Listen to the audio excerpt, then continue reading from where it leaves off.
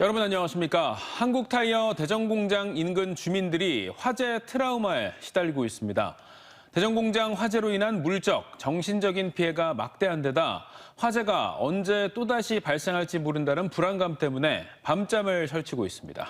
전문가들은 정신적인 충격이 있다면 적극적으로 상담을 받고 화재 피해 때문에 생긴 비용에 대해선 명확한 증거를 남겨두는 게 중요하다고 조언합니다. 조형준 기자의 보도입니다.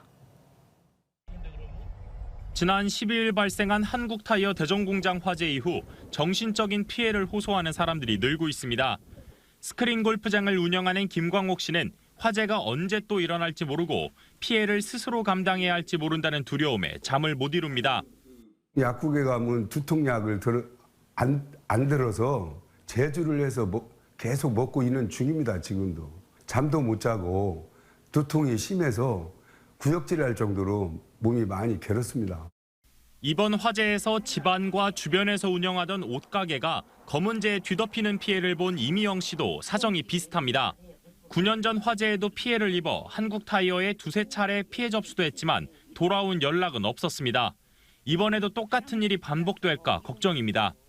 그때도 진짜 상당한 피해가 컸어요. 근데 대수롭지 않게 생각하는 것 같더라고.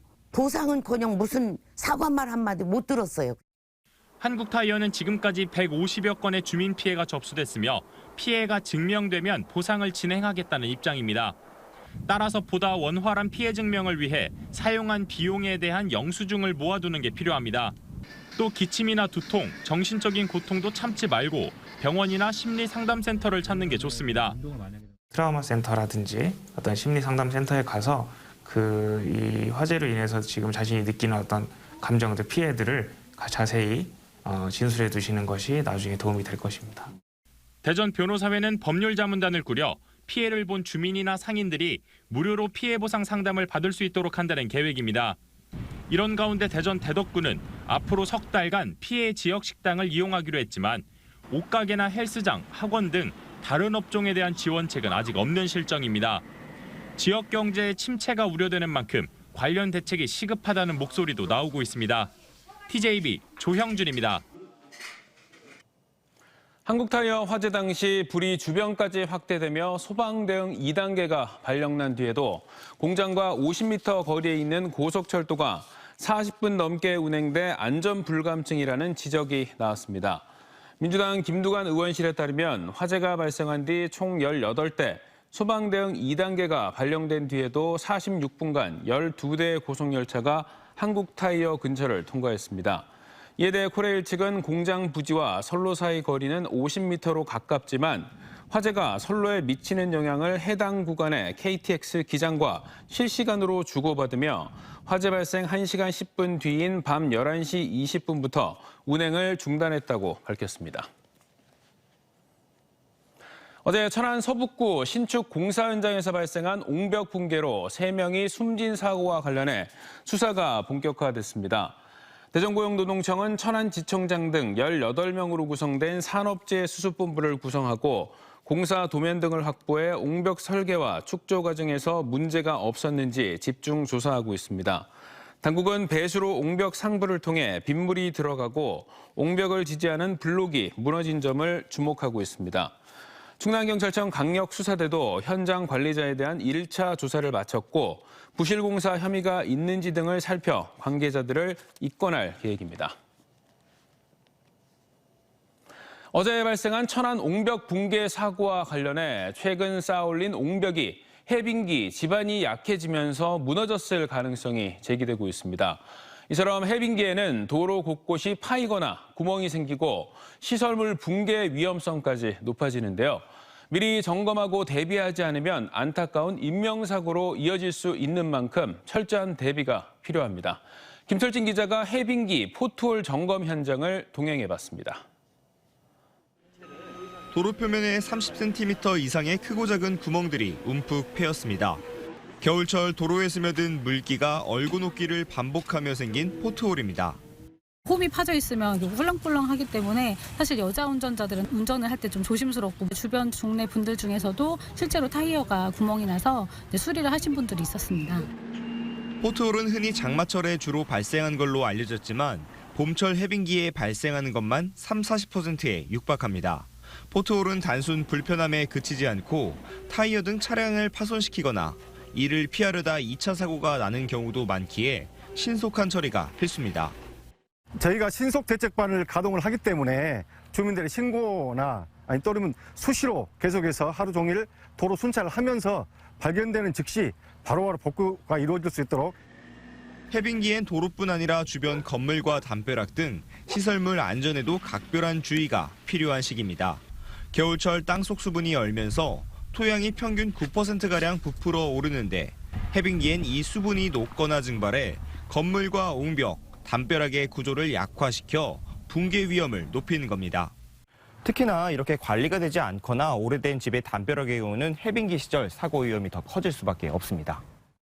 실제로 해빙기에 담장이 무너져 주차된 차량이 파손되는 등 인명과 재산 피해로 이어지는 경우도 있기 때문에 사전에 점검하는 것이 중요합니다. 지자체에서는 경사지와 옹벽, 노후 건물 등 위험 지역에 대한 점검을 강화하고 시민들은 위험시설물 발견 시 안전신문고 등에 신고하는 것도 모두의 안전을 지키는 길입니다. TJB 김철진입니다. 10대 중국 동포들이 같은 중국인 또래 친구를 집단 폭행하고 괴롭힌 혐의로 검찰에 송치됐습니다. 아산경찰서는 지난 1월 아산에서 14살 A양이 자신의 험담을 한다는 이유로 A양을 마구 때린 혐의로 폭행을 주도한 15살 B양을 구속하고 중국 국적의 다른 10대 4명을 불구속 입건했습니다. 온라인 커뮤니티를 통해 드러난 영상을 보면 담뱃불로 지지거나 담배를 턴 물을 마시도록 강요하는 모습이 담겨 있습니다. 이들은 지난해 부모를 따라 입국해 SNS를 통해 알게 됐고 한 명을 제외하곤 아직 국내 학교에 입학하지 않은 것으로 알려졌습니다. 수학 문제를 잘 못 푼다는 이유로 학생을 때린 50대 학원 원장이 벌금형을 선고받았습니다. 대전지법 차호성 판사는 대전 서구에 있는 학원에서 제자인 13살 B군의 머리를 주먹으로 수차례 때리고 나무 막대기로 엉덩이와 손바닥을 때린 50살 학원장 A씨에게 벌금 50만 원을 선고했습니다. 재판부는 여러 학생들 앞에서 피해 아동을 폭행해 피해자의 정신적인 충격이 크다며 다만 학업 독려 과정이었음을 일부 참작했다고 밝혔습니다.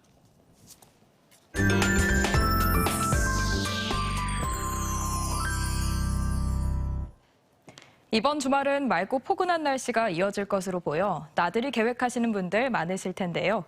4년 만에 재개된 서천 동백꽃 주꾸미 축제부터 지역의 역사와 예술을 즐길 수 있는 전시와 미술제까지 보고 듣고 먹고 즐길 수 있는 지역의 행사와 문화 공연을 양정진 기자가 전해드립니다.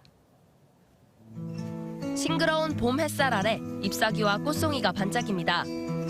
바닷가 언덕에 자리한 마량 동백나무 숲에 꽃망울이 하나둘 터지기 시작하는 요즘. 제철 음식도 함께 즐길 수 있는 서천 동백꽃 주꾸미 축제가 4년 만에 대면으로 찾아와 다음 달 2일까지 마량진앙 일대에서 이어집니다. 신선한 주꾸미를 맛볼 수 있는 곳은 물론 어린이 주꾸미 낚시 체험과 동백나무 숲 보물찾기 등 다양한 놀거리도 많아 가족들에게 인기가 좋습니다. 축제장 주변으로 천연 기념물 169 동백나무 숲, 바닷가, 둘레길, 우리나라 최초의 성경 전래 기념관 등이 있어 볼거리가 많고요.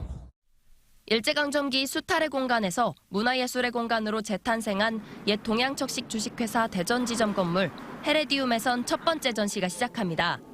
역사와 기억에 대한 의미가 남다른 요즘, 일제강점기 당시 만세운동부터 인동의 100년 역사를 가진 사진과 자료들로 되새길 수 있습니다. 애국가와 희망찬 노래 등 전시에 어울리는 음악 등을 보고 들으며 느낄 수 있고 2주에 한 번씩 클래식 음악회도 열립니다. 이곳은 100년의 시간을 고스란히 가지고 있어요. 그래서 이곳에 오시면 100년 전의 이야기도 알 수 있으시고 또 반대로 새롭게 재해석해 주신 부분도 있거든요. 그래서 신과 구의 만남을 한국화와 서양화, 공예와 조소 등 다양한 미술품 344점이 한데 모였습니다. 신진 작가부터 중견 작가까지 지역 미술인 344명이 참여한 이번 전시회에선 지역 예술계와 현대미술의 흐름을 느낄 수 있습니다. 오랫동안 활동하셨던 작가들이 함께 소통하고 작품을 교류하는 그런 행사가 이루어지고 있습니다. 오셔서 좋은 작품을 감상하는 기회를 가지시길 바랍니다. 다양한 분야의 작품을 한자리에서 맛볼 수 있는 대전 미술제는 오는 25일까지 대전 예술가의 집에서 무료로 즐길 수 있습니다. TJB 양정진입니다.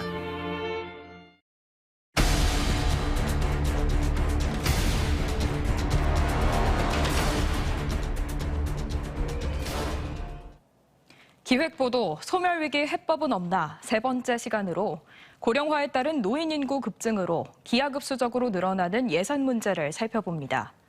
복지관과 요양시설 등 노인복지시설 설립에 막대한 예산이 들어가는 데다 운영비까지 크게 늘고 있는 실정인데요. 하지만 이제 시작에 불과하다는 전망 속에 지금이라도 철저한 대비가 필요해 보입니다. 김진석 기자입니다.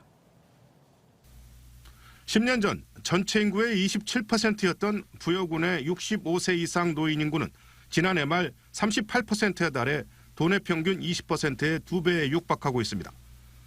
노인 인구가 크게 늘면서 우선 노인 복지와 요양시설 건립 부담이 발생하고 있습니다.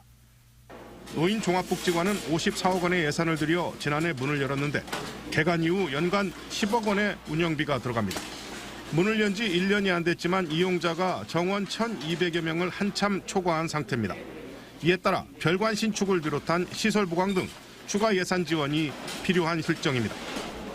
수요에 비해서 이제 기관이 조금 협소하다 보니 다 수용을 못 하고 있어요. 그래서 좀 안타까운 면이 있고요. 지자체에서 이제 별관이나 이렇게 주차장 시설을 조금 증가해 주셨으면 하는 그런 바람이 있고요. 치매 요양 환자까지 급증하면서 부여군은 바로 옆에 120억 원의 예산을 들여 공립 치매 전담형 종합 요양시설을 건축할 예정입니다. 이뿐만 아니라 고령화 시대 여러 형태의 노인시설 건립이 필요해지면서 막대한 예산이 들고 있습니다. 국도비 확보를 위해서 전방위적인 노력을 기울여왔습니다. 노인 어르신들의 경제 자립과 건강복지, 행복한 여가 활동 등 종합적인 지원을 할 수 있는 기반을 마련했습니다.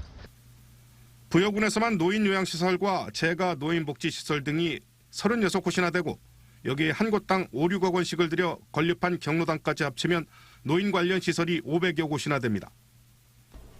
이러다 보니 건축비 외에도 사업비와 종사자 인건비, 난방비, CCTV 설치, 프로그램 운영비, 무료 경로식당 운영 등 지속적인 예산 수요가 발생하고 있습니다.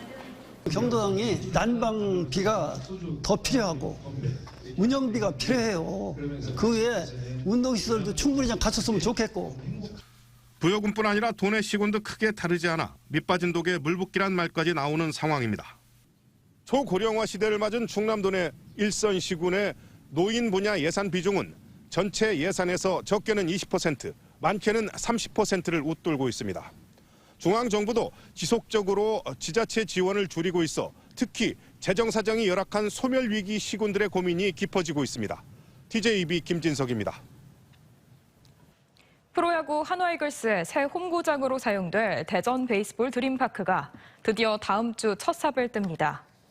대전시와 한화이글스는 오는 20일 한밭 종합운동장 부지에서 이장우 대전시장과 한화이글스 박찬혁 대표, 수배로 감독과 선수들이 참석한 가운데 베이스볼 드림파크 착공식을 열 계획입니다.